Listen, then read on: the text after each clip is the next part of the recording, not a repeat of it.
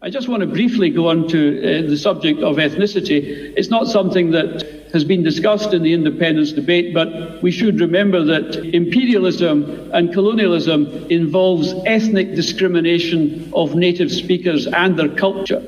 They're not teaching our language, they're not valuing our language, so they didn't value our folk, and that's the outcome of that. Colonialism and certainly cultural imperialism involves basically racism. And we should remember that, and remember also that the Scots are an ethnic minority within a UK context seeking self-determination.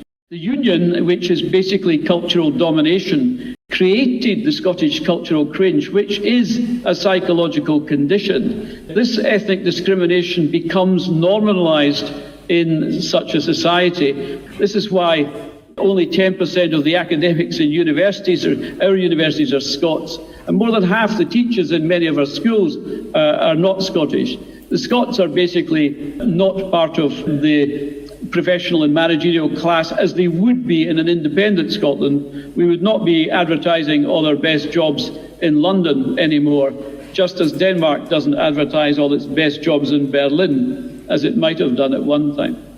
Essentially what this means is that imperialism, colonialism, ethnic discrimination of native communities and speakers and depriving them of their language leads to what we know as the Scottish cultural cringe, but what I've described is the psychological condition known as internalised racism, which is also known as appropriated racial oppression. And this is where the people appropriate negative stereotypes about them. The stereotypes of the Scot, as we know, are well established in the media, TV and so on. Subordination and deprivation is then considered by that oppressed group to be deserved.